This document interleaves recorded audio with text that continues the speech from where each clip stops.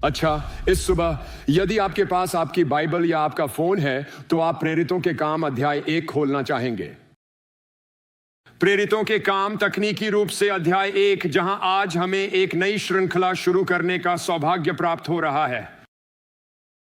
हमने इसका शीर्षक रखा है आज की शक्ति, क्योंकि जो कुछ हम प्रेरितों के काम की पुस्तक में पढ़ते हैं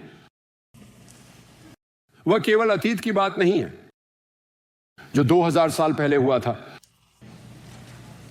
बल्कि यह आज के लिए भी बनाया और निर्धारित किया गया है।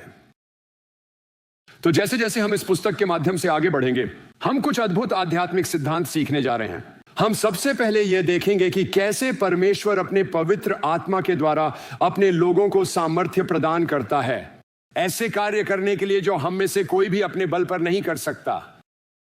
हम यह देखेंगे कि परमेश्वर ने हमें एक दूसरे की सेवा करने के लिए कैसे रूपरेखा तैयार की है। हम यह देखेंगे कि चर्च को स्थापित करने के लिए उनकी योजना क्या है। हम यह भी देखेंगे कि विश्व सुसमाचार प्रचार और मिशन के लिए उनकी योजना और रूपरेखा क्या है। यदि आप जानना चाहते हैं कि चर्च कहां से आया, इसकी स्थापना कैसे हुई और आज इसे कैसा होना चाहिए, तो प्रेरितों के काम की पुस्तक ऐसे प्रश्नों के उत्तर देती है। तो आज वास्तव में इस पुस्तक की पृष्ठभूमि के बारे में थोड़ा सा परिचय है, क्योंकि हम उन कुछ अवधारणाओं पर चर्चा करेंगे जो हमारे लिए इसे समझने में महत्वपूर्ण हैं। और फिर अगले सप्ताह से हम पहले अध्याय से शुरुआत करेंगे और इसे विस्तार से समझना शुरू करेंगे। मैं बस यह कहना चाहता हूं कि प्रेरितों के काम की पुस्तक को आसानी से पवित्र आत्मा के कार्य भी कहा जा सकता है, क्योंकि जब आप प्रेरितों के काम की पुस्तक को पढ़ते हैं तो जो प्रमुख व्यक्ति सामने आता है वह त्रित्व का तीसरा व्यक्ति पवित्र आत्मा है। पवित्र आत्मा हर पृष्ठ पर मौजूद है और हर व्यक्ति के जीवन में सक्रिय है। 42 बार हमें पवित्र आत्मा शब्द का उल्लेख मिलता है और 15 बार केवल आत्मा कहा गया है, जो पवित्र आत्मा की ओर संकेत करता है। इसका मतलब है कि प्रेरितों के काम की पुस्तक में कुल 57 बार पवित्र आत्मा का उल्लेख किया गया है। जब आप इसे पढ़ते हैं तो आप देखेंगे कि आत्मा से भर दिया गया, आत्मा आया, आत्मा ने कहा, आत्मा ने लिया, यहां तक कि आत्मा ने किसी को एक स्थान से दूसरे स्थान तक पहुंचाया। पवित्र आत्मा के विभिन्न कार्यों के माध्यम से लोगों को सशक्त किया गया जब उन्होंने सुसमाचार साझा किया। सबसे कठिन कार्यों में से एक है पवित्र आत्मा की सामर्थ्य के बिना सुसमाचार साझा करना, और फिर भी कई मसीही ऐसा करने का प्रयास करते हैं। यह करना गलत नहीं है, लेकिन यह कठिन अवश्य हो जाता है। जब कोई व्यक्ति पवित्र आत्मा से भर जाता है तो यह उसके जीवन में एक अद्भुत परिवर्तन लाता है, क्योंकि अचानक यह केवल उनकी अपनी क्षमता नहीं रह जाती, बल्कि यह परमेश्वर की शक्ति होती है जो उन पर होती है, उनके माध्यम से कार्य करती है और वही पूरा करती है जो केवल वही कर सकता है। और जो वह कर सकता है वह हमेशा उससे बेहतर और महान होता है जो आप और मैं कर सकते हैं। प्रेरितों के काम पवित्र आत्मा पर केंद्रित है। वह नया जन्म देता है, बपतिस्मा देता है, भरता है, चुनता है, भेजता है, लोगों को चमत्कार करने की सामर्थ्य देता है, निर्णयों की अगुवाई करता है। कलीसिया में सचमुच प्रारंभिक कलीसिया में जो कुछ भी होता है उसमें पवित्र आत्मा पूरी तरह से मार्गदर्शन करता है। मैं प्रार्थना करता हूं कि यही बात जेम्स रिवर कलीसिया के लिए भी सत्य हो। आखिरी चीज जो मैं चाहता हूं वह है जो मैं खुद कर सकता हूं। आखिरी चीज जिसमें मेरी रुचि है वह है जो मैं सोच सकता हूं और जिसमें मैं अपनी शक्ति लगा सकता हूं। मैं अधिक रुचि रखता हूं इसमें कि वह क्या कर रहा है और मैं केवल वही करना चाहूंगा जो वह करना चाहता है, बजाय इसके कि हम अपना समय हजारों अन्य चीजों में लगाए। प्रेरितों के काम की पुस्तक हमें कलीसिया की वृद्धि के बारे में बताती है। यदि हम यीशु मसीह की कलीसिया को निर्मित होते देखना चाहते हैं तो हमें मार्गदर्शित होना होगा, हमें नेतृत्व में रहना होगा और हमें पवित्र आत्मा द्वारा सामर्थ्य प्राप्त करनी होगी। अब जब हम प्रेरितों के काम की पुस्तक पर आते हैं तो ये एक 2 खंडों का सेट है। ये 2 खंडों में से दूसरा है। पहला खंड लूका के अनुसार सुसमाचार है और दूसरा खंड प्रेरितों के काम की पुस्तक है। लूका ही वह व्यक्ति है जिसने दोनों पुस्तकें लिखी। दिलचस्प बात यह है कि वह नया नियम लिखने वाले एकमात्र गैर यहूदी थे और उन्होंने 2 पुस्तकें लिखी। इसके अलावा हम लूका के बारे में अधिक नहीं जानते। हम जानते हैं कि वह एक चिकित्सक थे। पौलुस कुलुस्सियों की पुस्तक अध्याय 4 पद 14 में लिखते हैं, हमारे प्रिय मित्र लूका जो चिकित्सक हैं तुम्हें नमस्कार कहते हैं। वह पौलुस के अच्छे मित्र थे। हम जानते हैं कि वह वास्तव में पौलुस के साथ थे। प्रेरितों के काम की पुस्तक के आधे भाग में अध्याय 16 से आगे लूका को वहां पाया जाता है। लूका पौलुस के साथ थे, वह उनकी सेवा कर रहे थे, उनकी सहायता कर रहे थे। लूका इन सभी घटनाओं के बारे में लिखते हैं और प्रथम पुरुष में कहते हैं हम मकिदुनिया जाने का प्रयास कर रहे थे। जब पौलुस सुसमाचार को यूरोप में ले जा रहे थे तब लूका उनके साथ थे। हम फिलिप्पी से जहाज द्वारा रवाना हुए। जब हम यरूशलेम पहुंचे तो जहाज में कुल 236 लोग थे जब उनका जहाज टूट गया। अपने जीवन के अंत में जब पौलुस जेल में थे तो उन्होंने 2 तीमुथियुस 4:11 में यह लिखा। उन्होंने कहा केवल लूका मेरे साथ है। लूका प्रेरित पौलुस के अच्छे मित्र थे। लूका के इस विवरण को लिखने के पीछे एक कारण यह है कि प्रायोगिक रूप से रोमी संसार में यह समझाने के लिए कि ईसाईयत नामक यह आंदोलन जो पूरे रोमी साम्राज्य में फैल गया कैसे शुरू हुआ, यह इसका एकमात्र कारण नहीं है, लेकिन यह एक महत्वपूर्ण कारण है। कल्पना कीजिए 30 वर्षों में यह कुछ मुट्ठी भर अनुयायियों से बढ़कर पूरे रोमी साम्राज्य पर प्रभाव डालने लगा। और स्वाभाविक रूप से प्रश्न उठते, यह आया कहां से? कैसे कुछ अशिक्षित लोग इसे इतनी तेजी से फैला सके? उन्हें संसाधन कहां से मिले? और लूका का उद्देश्य केवल एक ऐतिहासिक विवरण देना नहीं है, बल्कि वास्तव में वह रोमी संसार के लिए ईसाईयत की सिफारिश लिख रहे हैं। यहां देखें वह क्या करते हैं। वह अनुकूल उपचार देता है, जैसा कि इसे कई प्रमुख रोमी अधिकारियों द्वारा स्वीकार किया गया था। तो जब कोई इसे पढ़ता है तो वह सोचता है, ओह, क्या आप कह रहे हैं कि साइप्रस के गवर्नर ईसाई बन गए? अखया का प्रोकॉन्सुल वह भी था। वह प्रेरित पौलुस के प्रति अनुकूल था। इफिसुस के अधिकारी वे कई ईसाइयों को जानते थे। यहूदिया के रोमी गवर्नरों ने पौलुस की बातें सुनी। उन्होंने पौलुस के साथ बातचीत की। वे इसके बारे में जानते थे। रोमी सेनापति इसके बारे में जानते थे। माल्टा का गवर्नर वह भी इसके बारे में जानता था। उसके पिता को प्रेरित पौलुस ने चंगा किया था। लूका जो कर रहे हैं वह यह दिखाना है कि ईसाई धर्म कोई गुप्त रूप से चलने वाला पंथ नहीं है जिसे कुछ पागल लोग चला रहे हों। कई सरकारी अधिकारी जब ईसाई धर्म के बारे में जाना तो उन्होंने इससे बहुत अनुकूल प्रतिक्रिया दी। इस पुस्तक के लिए मुख्य पद प्रेरितों के काम अध्याय 1 और पद 8 है। परंतु तुम सामर्थ्य पाओगे जब पवित्र आत्मा तुम पर आएगा। एक सामर्थ्य है जो उपलब्ध है हर एक विश्वासी के लिए, जो उद्धार प्राप्त करने के बाद उन्हें रूपांतरित कर देगा। वह पद शाब्दिक रूप से भी हमें प्रेरितों के काम की एक रूपरेखा प्रदान करता है। पुस्तक का पहला भाग यह कहता है, तुम सामर्थ्य पाओगे और तुम मेरे गवाह होगे यरूशलेम में, सारे यहूदिया और सामरिया में और पृथ्वी के छोर तक। यह पुस्तक की रूपरेखा है। यरूशलेम और यहूदिया प्रेरितों के काम अध्याय 1 से लेकर अध्याय 8 पद 4 तक है। सामरिया प्रेरितों के काम अध्याय 8 पद 5 से लेकर अध्याय 12 पद 25 तक है। पृथ्वी के छोर तक प्रेरितों के काम अध्याय 13 पद 1 से लेकर अध्याय 28 और आज तक जारी है। प्रेरितों के काम अध्याय 1 में हम यह पढ़ते हैं। पद 1 में लिखा है, हे थियोफिलुस। पहली पुस्तक में लूका एक व्यक्ति थियोफिलुस को लिख रहा है। वह संभवतः एक रोमी अधिकारी था। हम ऐसा इसलिए कहते हैं क्योंकि प्रेरितों के काम अध्याय 1 या लूका अध्याय 1 पद 3 में लूका उसे हे श्रेष्ठ थियोफिलुस कहकर संबोधित करता है, जो एक विशेष वाक्यांश है जिसे लूका ने सुरक्षित रखा है रोमियों के लिए। ऐसे अधिकारियों के लिए फेलिक्स जो राज्यपाल था, प्रेरितों के काम में यीशु राज्यपाल के रूप में उल्लेखित है। पद 1 में हम यह पढ़ते हैं, हे थियोफिलुस, पहली पुस्तक में मैंने उन सभी बातों का वर्णन किया जो यीशु ने करना और सिखाना शुरू किया जब तक कि वह स्वर्ग में उठा नहीं लिया गया। प्रेरितों के काम की पुस्तक में मुख्य शब्द है जो यीशु ने प्रारंभ किया। लूका कहता है अपने सुसमाचार में मैंने उन सभी बातों का वर्णन किया जो यीशु ने करना और सिखाना प्रारंभ किया जब तक कि वह स्वर्ग में नहीं चढ़ गया। लूका का सुसमाचार यीशु के स्वर्गारोहण के साथ समाप्त होता है और लूका कहता है कि सुसमाचार केवल यीशु की शिक्षाओं की सेवकाई की शुरुआत थी और केवल उसके कार्यों की शुरुआत थी।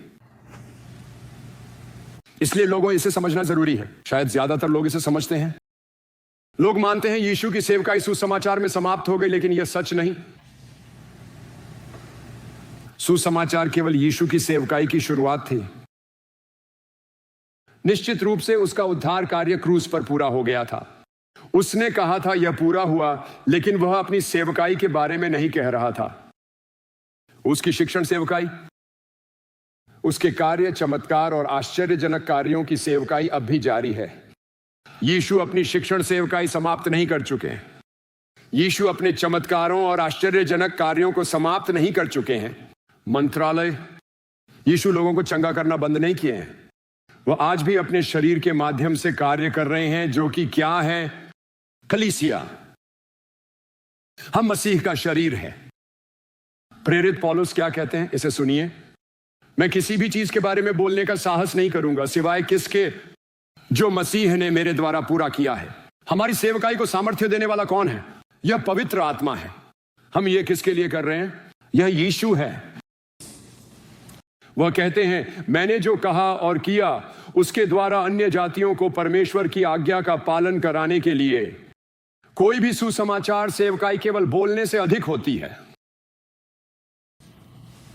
पौलुस कहते हैं कि परमेश्वर का राज्य केवल बातों का विषय नहीं है। यह किसका विषय है? सामर्थ्य। दुर्भाग्यवश जो हुआ है वह यह कि हमारी पीढ़ी में कलीसिया ने किसी तरह यह मान लिया है कि यह सब केवल बातें ही हैं। हां, ये बातें हैं, लेकिन यह सामर्थ्य भी है। हां, यह सत्य है, लेकिन यह चिन्हों और अद्भुत कार्यों द्वारा भी प्रमाणित है। हम इससे इतने दूर हो गए हैं कि जब मैं यह कह रहा हूं तो आप में से कई लोगों को रुककर इस पर विचार करना पड़ रहा है, यह सोचने के लिए कि क्या यह सच हो सकता है। जो यह दिखाता है कि कलीसिया अलौकिक पर निर्भर करने से कितनी दूर चली गई है। कई मामलों में कलीसिया केवल उन्हीं चीजों तक सीमित हो गई है जो मनुष्य कर सकते हैं। क्या ही दुखद स्थिति है। आप समझें कि मैं उत्साही हूं।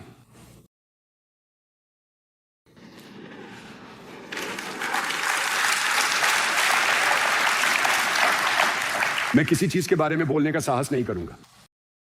मसीह द्वारा पूरी की, अन्य जातियों को परमेश्वर की आज्ञा पालन में अगुवाई की, उन बातों के द्वारा जो मैंने कही और जो मैंने की। वह कहता है कुरिन्थियों से, उसने कहा मैं तुम्हारे पास प्रभावशाली शब्दों के साथ नहीं आया, बल्कि आत्मा की सामर्थ्य के प्रदर्शन के साथ आया। वह कहता है उन बातों से जो मैंने कही, जो मैंने की, चिन्हों और चमत्कारों की सामर्थ्य के द्वारा, आत्मा की शक्ति से यरूशलेम से इलिरिकुम तक मैंने मसीह के सुसमाचार का पूरा प्रचार किया है। मैं आपको एक बात सुझाना चाहता हूं फिर से। यदि आप कहने जा रहे हैं खैर मैं सोचता हूं, तो मैं आपकी मदद नहीं कर सकता, क्योंकि जब हम वहां चले जाते हैं, जब हम क्या सोचते हैं, तो इसका मतलब नहीं आप हजारों चीजें सोच सकते हैं जो सही हो सकती हैं या नहीं। मैं बस आपसे यह सुझाव दे रहा हूं कि बाइबलीय दृष्टि से सुसमाचार हमेशा शब्दों और कर्मों से मिलकर बना होता है। यह एक संदेश है, हां, जो आत्मा की शक्ति द्वारा समर्थित होता है, ताकि लोगों को उनकी आवश्यकता के समय छुआ जा सके। सुसमाचार की सच्चाई को प्रमाणित करने के लिए यह परमेश्वर की इच्छा है और यह उसकी अभिलाषा है कि वह केवल कुछ लोगों को नहीं बल्कि सभी को सुसज्जित करे। कहा, हम भाग लेने का अवसर मिलता है। यह कोई दर्शकों के लिए खेल नहीं है। यह कुछ लोगों द्वारा भीड़ को प्रभावित करने की बात नहीं है। यह हर किसी के लिए है कि वे पवित्र आत्मा के अभिषेक और आत्मा की संवेदनशीलता के तहत कार्य करें। और जिस क्षण आत्मा आपको प्रेरित करे उस समय आप अधिकार और शक्ति के साथ प्रार्थना करें और सुसमाचार को शब्दों और कर्मों दोनों के माध्यम से प्रदर्शित करें। जहां भी पौल प्रचार कर रहे थे वहां हमेशा यीशु कार्य कर रहे थे, यीशु शिक्षा दे रहे थे। यीशु कलीसिया का निर्माण कर रहे हैं, यीशु अब भी शिक्षा दे रहे हैं, यीशु अब भी चमत्कार कर रहे हैं।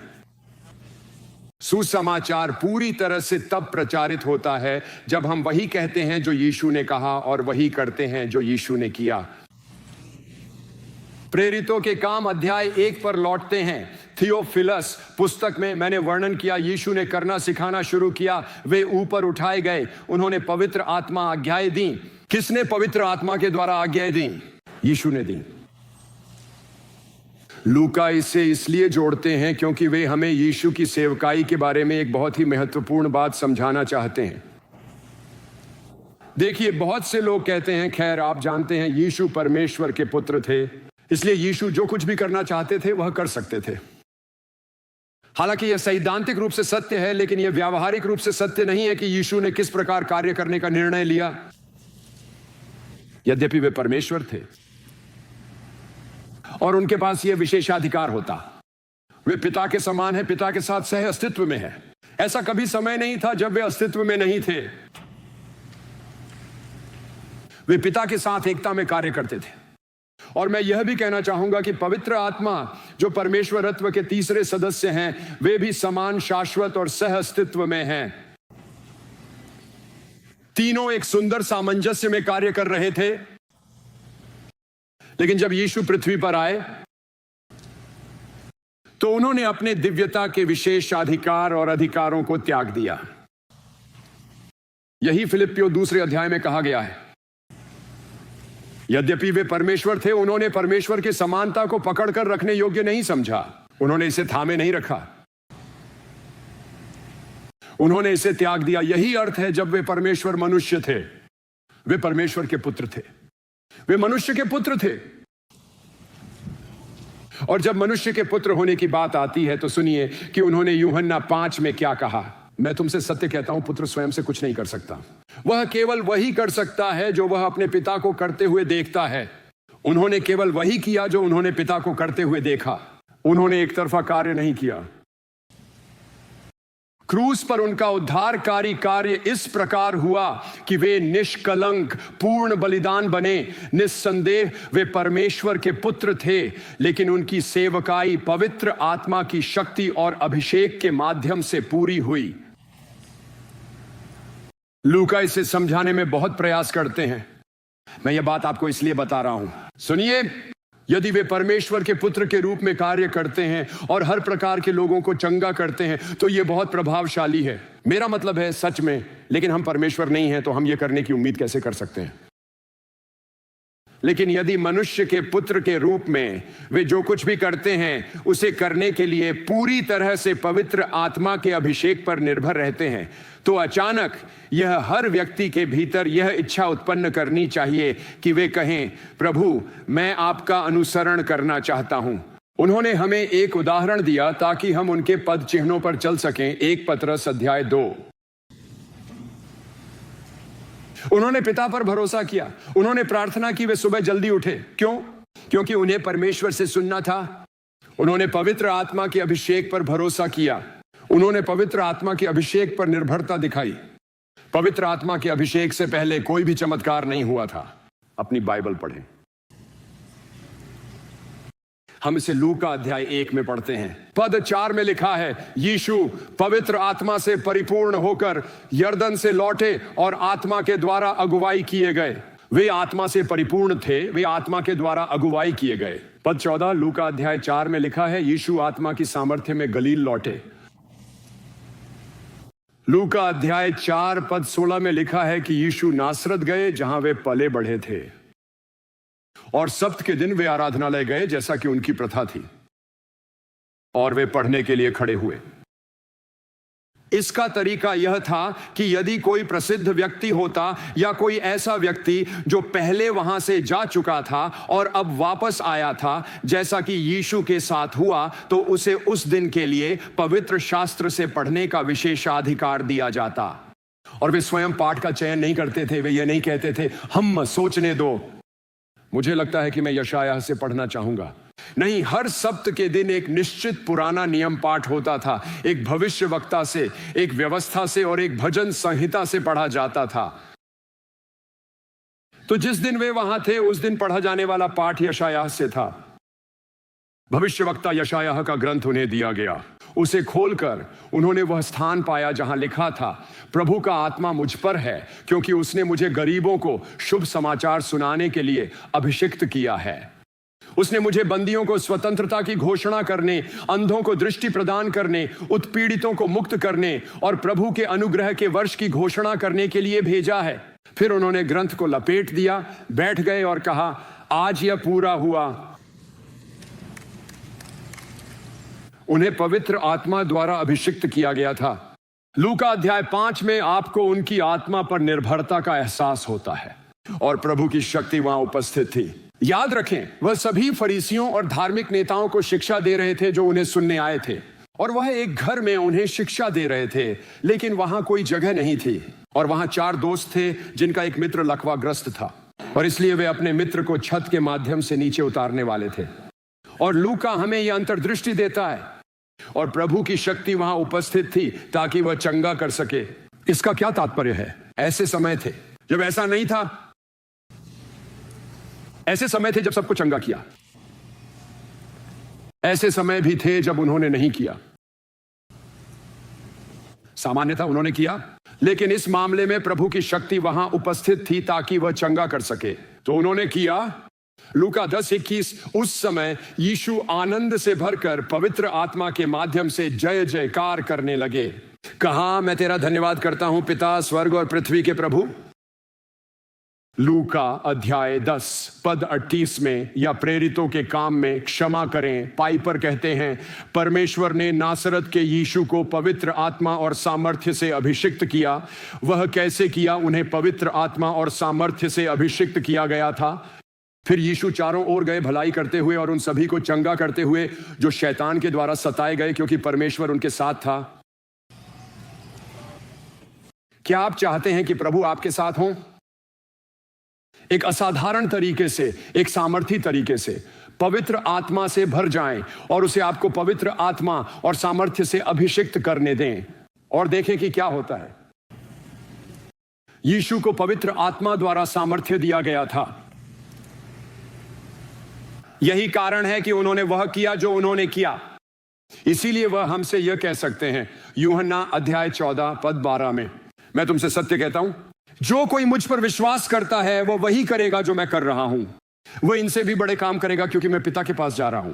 लेकिन उसका पिता के पास जाना इन बातों से कैसे जुड़ा हुआ है?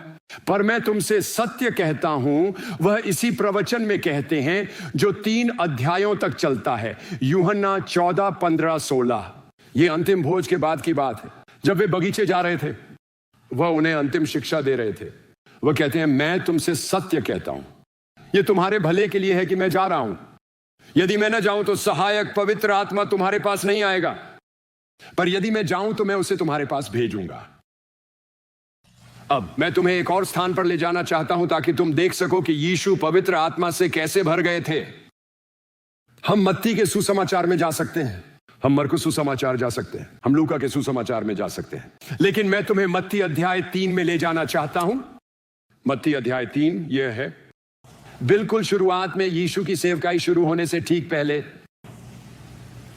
याद रखो, उनका चचेरा भाई यूहन्ना जंगल में गया है और वह प्रचार कर रहा है और लोगों को पश्चाताप करने के लिए बुला रहा है, क्योंकि स्वर्ग का राज्य निकट है। जब वह वहां है और मसीहा के लिए मार्ग तैयार कर रहा है, तो लोग उससे पूछते हैं, क्या तुम मसीहा हो? वो कहता है, नहीं, मैं वो हूं जो मार्ग तैयार करता है। वह कहता है, मैं तुम्हें पश्चाताप के लिए जल से बपतिस्मा देता हूं। यह यूहन्ना बोल रहा है। लेकिन मेरे बाद एक ऐसा आएगा जो मुझसे अधिक सामर्थी है, जिसकी जूतियां उठाने योग्य भी मैं नहीं हूं। वह तुम्हें पवित्र आत्मा से बपतिस्मा देगा और आग से भी। उसका सूप उसके हाथ में है और वह अपने खलिहान को पूरी तरह साफ करेगा, अपने गेहूं को भंडार में इकट्ठा करेगा और भूसे को न बुझने वाली आग में जला देगा। फिर यीशु गलील से यरदन के पास यूहन्ना से बपतिस्मा लेने आए, लेकिन यूहन्ना ने उन्हें रोकने की कोशिश की और कहा, मुझे तो आपसे बपतिस्मा लेने की आवश्यकता है। यूहन्ना यहां जल से बपतिस्मा लेने की बात नहीं कर रहे हैं।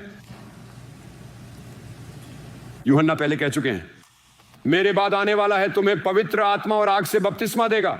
यूहन्ना क्या कह रहे हैं? तुम्हें बपतिस्मा देने की जरूरत नहीं, मैं जानता हूं आप कौन हैं। आप परमेश्वर के मेमने हैं जो संसार के पाप दूर करते हैं, जैसा यूहन्ना 1 में कहा है। लेकिन यूहन्ना कह रहे हैं, मैं पवित्र आत्मा से बपतिस्मा लेना चाहता हूं। और यीशु ने उत्तर दिया, अभी ऐसा ही होने दो। यह हमारे लिए उचित है कि हम सारी धार्मिकता को पूरा करें। तब यूहन्ना ने सहमति दी, मुझे बस एक क्षण लेने दो और इस पर बात करने दो, क्योंकि यह एक बहुत ही गहरी दृश्य है। यूहन्ना को यह विशेषाधिकार प्राप्त है कि वह उसी को बपतिस्मा दे रहा है जिससे उसे स्वयं बपतिस्मा लेने की आवश्यकता थी। यूहन्ना ने इस अग्नि के बपतिस्मा की भविष्यवाणी की थी और वह इस बपतिस्मा को प्राप्त करना चाहता था। क्यों? क्योंकि यूहन्ना जानता था कि उसे इसकी आवश्यकता थी। मैं चाहता हूं कि आप इस पर एक क्षण विचार करें। यीशु ने कहा था और बाद में कहेंगे कि यूहन्ना उस समय तक स्त्रियों में जन्मे सबसे महान व्यक्ति थे। मूसा से भी महान, एलियाह से भी महान, वह सबसे महान भविष्यवक्ता हैं। लोग शहरों से निकलकर रेगिस्तान में आ रहे हैं ताकि इस व्यक्ति को सुन सकें उपदेश देना। जब वे आते हैं तो वह उन्हें डांटते हैं। वह कहते हैं, अरे सांपों की संतान, तुम्हें किसने चेताया कि आने वाले क्रोध से बचकर भागो? वे आते रहे, वे आते रहे, आते रहे और आते रहे। लेकिन यूहन्ना कहता है, मुझे उस अग्नि के बपतिस्मे की आवश्यकता है। अधिकतर लोग कहेंगे, नहीं मेरे पास भीड़ आ रही है, मैं ठीक हूं। लोग कहते हैं, मुझे जो मिला है वह पसंद है, मैं अच्छा काम कर रहा हूं।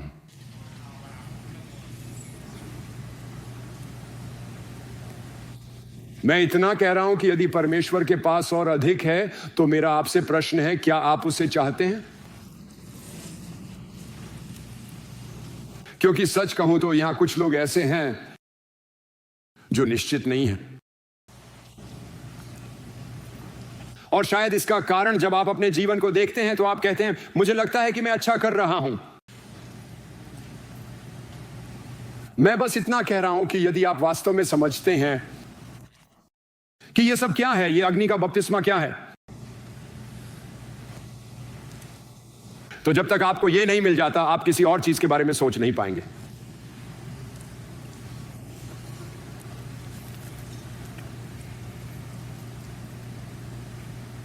यह वास्तव में एक चौंकाने वाली सच्चाई है। यूहन्ना को सबसे महान माना जाता है, लेकिन यीशु कहते हैं, स्वर्ग के राज्य में जो सबसे छोटा है वह यूहन्ना से भी बड़ा है। यह कैसे संभव है? क्या आप जानते हैं इसका उत्तर क्या है? वह अग्नि का बपतिस्मा। आपके पास यीशु है, वह वहां है, और मैं संक्षेप में बात करूंगा। जिसने कभी पाप नहीं किया, पश्चाताप का बपतिस्मा लिया, जबकि पश्चाताप के लिए कोई पाप था ही नहीं। क्यों? मुझे लगता है कि हम कह सकते हैं कि यीशु हमारे लिए एक उदाहरण छोड़ रहे हैं ताकि हम उनके पद चिन्हों पर चलें। यीशु हमें दिखा रहे हैं कि वह हमसे क्या चाहते हैं। वह हमसे कुछ ऐसा नहीं मांगेंगे जिसे उन्होंने स्वयं न किया हो। मुझे लगता है कि यह निश्चित रूप से इसका एक हिस्सा है। मैं यह भी मानता हूं कि इसमें एक मध्यस्थ की भूमिका भी है, क्योंकि यीशु उस क्षण में मानवता के स्थान पर खड़े होते हैं। अगर यूं कहें तो मानो वह उनका पक्ष रख रहे हो, जैसे कि वह स्वयं का मामला हो। तो उस क्षण यीशु जल में बपतिस्मा लेते हैं, पश्चाताप के बपतिस्मा को हमारे लिए स्वीकार करते हैं, और उसी क्षण आकाश खुल जाता है हम आमतौर पर इसे एक बहुत ही शांतिपूर्ण क्षण के रूप में सोचते हैं। आप जानते हैं, जैसे आकाश पीछे हटता है और फिर कबूतर नीचे आता है और पिता कहते हैं, यह मेरा प्रिय पुत्र है, उसके साथ मैं उससे प्रसन्न हूं, और हम इसे बहुत शांत क्षण मानते हैं। मैं आपसे यह कहना चाहूंगा कि यह वैसा बिल्कुल नहीं था कि उस क्षण में फाड़ा गया शब्द वही शब्द है जो मत्ती 27 में मंदिर के पर्दे के चीरने के लिए प्रयोग किया गया है। यही शब्द तब भी प्रयोग किया गया जब यीशु ने क्रूस पर प्राण त्यागे, और वहां लिखा है कि भूकंप आया और चट्टानें फट गईं। यह एक प्रलयंकारी क्षण है जब स्वर्ग उस क्षण में फट जाता है, और इस क्षण से आगे यीशु एक खुले स्वर्ग के अधीन रह रहे हैं, जो हर बपतिस्मा लेने वाले के लिए सत्य है। आपके जीवन पर स्वर्ग खुलता है जो आपको बपतिस्मा लेने के लिए उत्सुक बनाना चाहिए। मैं आपको प्रोत्साहित करूंगा। लेकिन देखिए पद 16 में क्या होता है। जैसे ही यीशु ने बपतिस्मा लिया, वे पानी से बाहर आए और उसी क्षण स्वर्ग खुल गया। यह फटकर खुल गया। अब से सब कुछ पूरी तरह अलग है। अब से यीशु की सेवकाई पूरी तरह से बदल जाती है। और उन्होंने परमेश्वर के आत्मा को कबूतर के समान उतरते और उन पर ठहरते हुए देखा। और उसके ठीक बाद क्या होता है, इन पदों में इसे देखिए। हम इसे सभी सुसमाचारों में देखेंगे। यीशु आत्मा द्वारा संचालित किए गए। आत्मा ने तुरंत उन्हें बाहर भेजा। यीशु जो आत्मा से परिपूर्ण थे, आत्मा द्वारा संचालित किए गए। अब परमेश्वर का आत्मा उन पर आ गया है। और अब आत्मा, इसका अर्थ यह है कि हम उद्धार की बात नहीं कर रहे हैं। हम इस बारे में बात कर रहे हैं कि अब परमेश्वर का आत्मा किसी पर आ रहा है। तो इसका उपयोग किया जाता है। यह आत्मा से परिपूर्ण होने के ग्रीक शब्द प्लेराउ की अवधारणा है। यह उस हवा के बारे में है जो एक पाल को भर देती है और एक जहाज को आगे बढ़ाती है। यह संचालित करने की अवधारणा इससे बहुत अलग नहीं है कि अब पवित्र आत्मा वह तुम्हें चला रहा है, वह तुम्हें मार्गदर्शित कर रहा है, वह तुम्हें दिशा दे रहा है, वह तुम्हें आगे बढ़ा रहा है, वह तुम्हारा नेतृत्व कर रहा है। तुम उससे इतने परिपूर्ण हो गए हो कि अब वह तुम्हें उस दिशा में ले जा रहा है जहां तुम शायद अपने आप कभी नहीं जाते। वापस प्रेरितों के काम अध्याय 1 पर, उसने अपने कष्टों के बाद बहुत से प्रमाण से खुद को जीवित प्रकट किया। 40 दिनों तक उन्हें दिखाई दिया और राज्य पर बात की। तुम 40 दिनों तक उसे सुन पाते, शिष्यों को सिखाते और तैयार करते। वह उनसे बात कर रहा था, वह उन्हें तैयार कर रहा था, वह सब कुछ उन्हें सौंपने वाला था। वह अपने पुनरुत्थान के बाद 40 दिन बिताता है। वह यह प्रमाणित करता है कि वह जीवित है। वह प्रमाणित करता है क्योंकि वे उसके लिए अपना जीवन देने वाले हैं। और वह उनमें भर रहा है, उनमें वे सारी बातें डाल रहा है जो चाहता है कि वे जानें।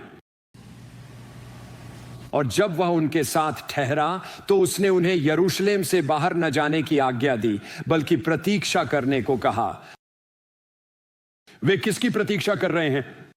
पिता की प्रतिज्ञा की, जिसके विषय में उसने कहा, तुमने मुझसे सुना, क्योंकि यूहन्ना ने जल से बपतिस्मा दिया, परंतु कुछ ही दिनों में तुम पवित्र आत्मा से बपतिस्मा पाओगे। पवित्र आत्मा से परिपूर्ण होना कितना महत्वपूर्ण है। और फिर बपतिस्मा, आत्मा से परिपूर्ण होना, आत्मा, ये सभी प्रेरितों के काम की पुस्तक में समानार्थी है।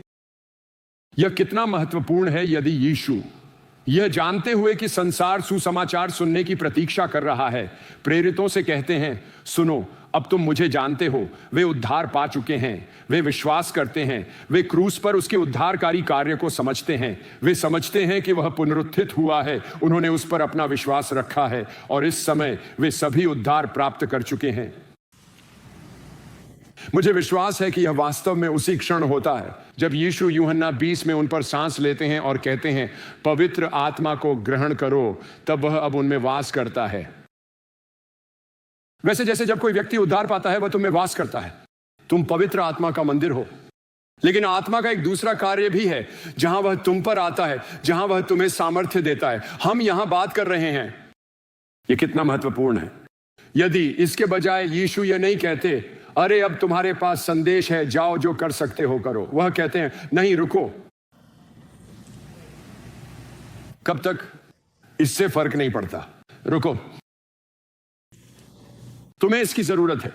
तुम वह नहीं कर सकते मैं तुमसे करने के लिए कह रहा हूं इसके बिना।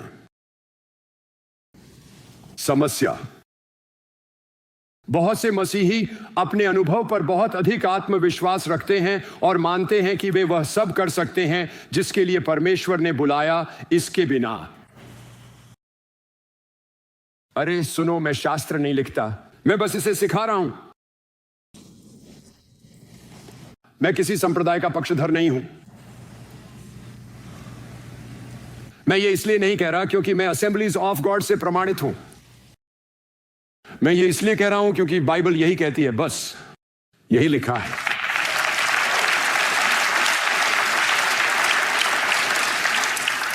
और मैं जो चाहता हूं कि आप समझें वह यह है कि यदि आपको इस प्रकार से पवित्र आत्मा की सामर्थ्य नहीं मिली है तो आपके सबसे रोमांचक समय अभी आने वाले हैं। आप अब तक एक ऐसी कार चला रहे थे जिसके पहिए चौकोर थे।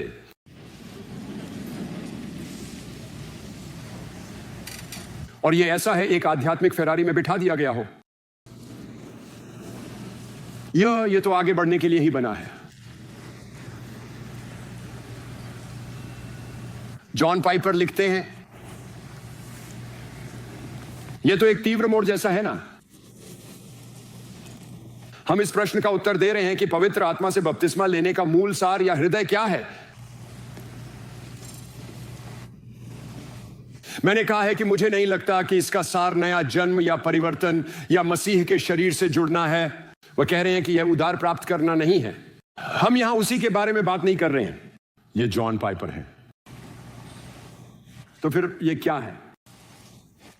मैं क्यों नहीं मानता कि यह वही है जिसके बारे में पौलुस 1 कुरिन्थियों 12-13 में बात करते हैं, जहां बहुत से लोग गलत दिशा में मुड़ जाते हैं क्योंकि वे बाइबल में लिखी बातों को सही से नहीं पढ़ रहे होते।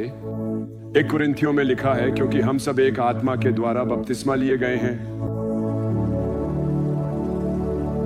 मसीह के शरीर में।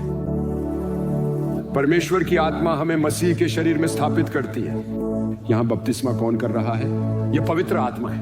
जिस बपतिस्मे की हम प्रेरितों के काम में बात कर रहे हैं, वह कौन कर रहा है? यीशु। ये दो अलग अलग बपतिस्मे हैं। वापस पाइपर की ओर। मुझे लगता है कि पवित्र आत्मा से बपतिस्मा लेने का सार यह है कि जब कोई व्यक्ति जो पहले से ही विश्वासी है मसीह के लिए असाधारण आत्मिक सामर्थ्य प्राप्त करता है। महिमा देने वाली सेवा, वह सही कह रहे हैं। यही बात स्पष्ट रूप से कही जा रही है। और यदि कोई निष्पक्ष रूप से शास्त्र को देखे तो वह इसी निष्कर्ष पर पहुंचेगा। मैं बस आपको यह बता रहा हूं। सुनिए, जब लोग अपनी धर्मशास्त्र की समझ को सांप्रदायिक रक्षात्मकता के आधार पर गढ़ने लगते हैं तो उनका शास्त्र का अर्थ निकालना विकृत होने लगता है। बाइबल को बोलने दीजिए, उसे वही कहने दीजिए जो वह कहती है।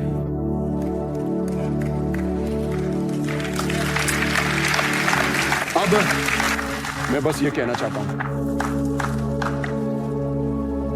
मसीही जीवन कभी भी केवल एक दर्शक खेल बनने के लिए नहीं बनाया गया था। ये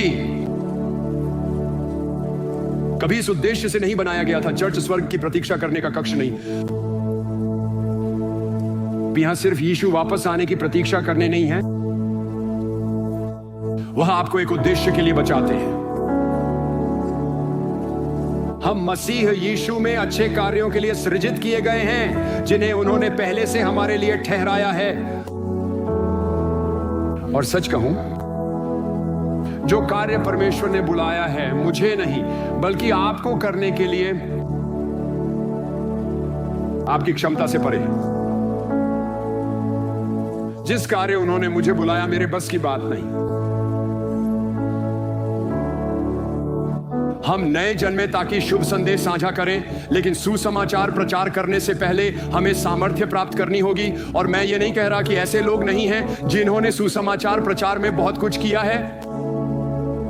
इसके बिना मैं कह रहा हूं कि यदि उनके पास होता तो वे अधिक कर सकते थे।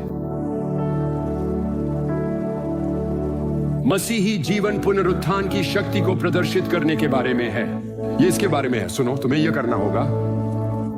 जब हम यीशु के जीवित होने की बात करते हैं, जब हम परमेश्वर की उस शक्ति की बात करते हैं जो हम में कार्य करती है, तो हम उस प्रकार की शक्ति की बात कर रहे हैं जो न केवल हमें साहस पूर्वक लोगों को सुसमाचार सुनाने में मदद करती है। मैं बस ये कहना चाहता हूं, क्योंकि मैं यहां उपस्थित पेंटेकोस्टल लोगों से बात करना चाहता हूं। भविष्यवक्ता कहेगा, मैं आत्मा से परिपूर्ण हूं। मुझे लगता है कि सामान्य रूप से यह मेरा अनुभव होगा। अक्सर मामलों में आप यह अंतर नहीं कर सकते कि कौन कहता है कि वह आत्मा से परिपूर्ण है और कौन नहीं है। और मुझे पता है कि मैं इस पर विवाद में पड़ने वाला हूं, क्योंकि मुझे लगता है कि अधिकांश लोग वहीं रुक गए जब उन्होंने अन्य भाषाओं में बोलना शुरू किया। उन्हें प्रारंभिक शारीरिक प्रमाण तो मिला, लेकिन उन्हें अंतिम बाइबलीय प्रमाण नहीं मिला, जो कि शक्ति है।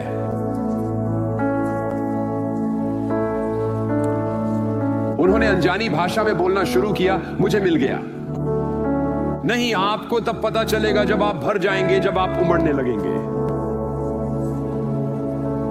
मैं इस कमरे में मौजूद हर आत्मा से परिपूर्ण विश्वासी को यह सुझाव दूंगा जो कहता है, मैं आत्मा से परिपूर्ण हूं। यदि आपको गवाही देने के मामले में लोगों से डर लगता है, तो आप उस स्तर तक आत्मा से परिपूर्ण नहीं है। परमेश्वर चाहता है, आप कहेंगे इसका क्या मतलब है? यही यीशु ने कहा था, तुम सामर्थ्य पाओगे जब पवित्र आत्मा तुम पर आएगा और तुम मेरे गवाह बनोगे।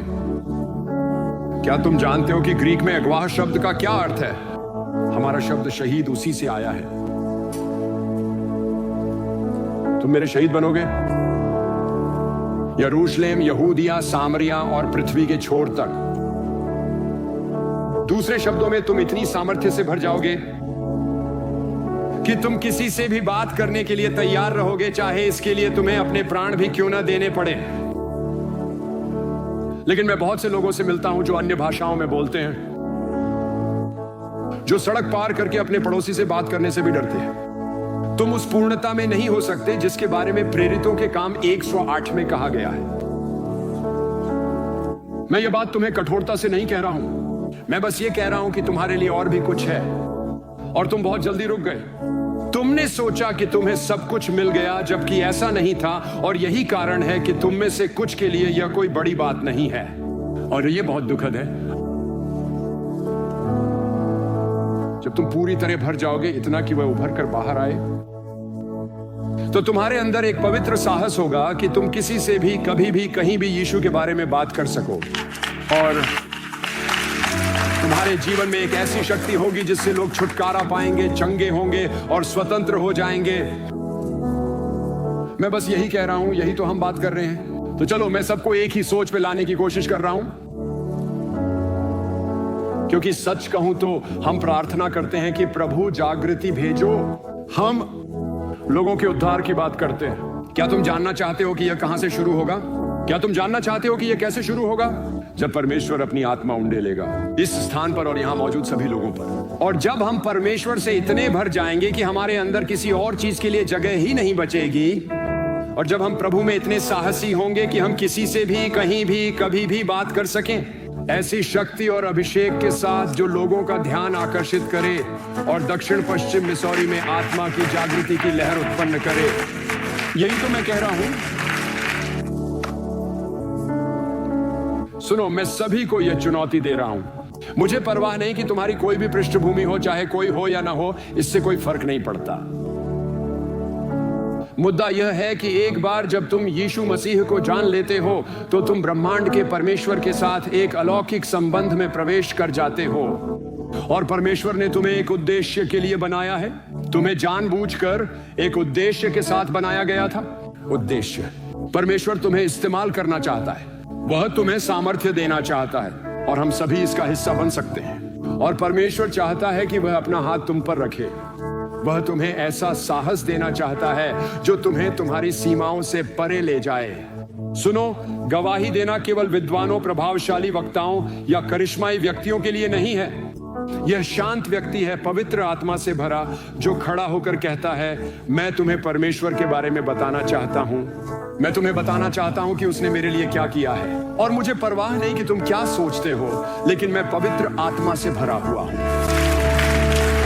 और वह तुम्हें सामर्थ्य दे रहा है लोगों की सेवा करने के लिए। यही तो हम बात कर रहे हैं। यही स्वर्ग से मिलने वाली शक्ति है, और यह शक्ति आज के लिए भी है, और यह शक्ति हर उस व्यक्ति के लिए उपलब्ध है जो यीशु मसीह को अपना उद्धारकर्ता मानता है। तो मेरा तुमसे सवाल है, क्या तुमने वह शक्ति प्राप्त की है? क्या तुम पूरी तरह से भरकर उमड़ रहे हो? जब आप अपनी जिंदगी को देखते हैं, क्या उसमें एक साहस है जो कहता है, मैं किसी से नहीं डरता, मैं किसी के साथ भी मसीह को साझा करने के लिए तैयार हूं? और जब तुम प्रार्थना करते हो, तो क्या तुम ऐसी प्रभावशाली प्रार्थना करते हो जो तुमसे नहीं बल्कि परमेश्वर की शक्ति से होकर निकलती है, जो छुटकारा, चंगाई, उत्तर लाती है लोगों के जीवन की असंभव परिस्थितियों में? यही प्रेरितों के काम की पुस्तक में मसीही जीवन का वर्णन किया गया है, और यही परमेश्वर तुम्हारे लिए चाहता है। आज के लिए शक्ति। आमीन।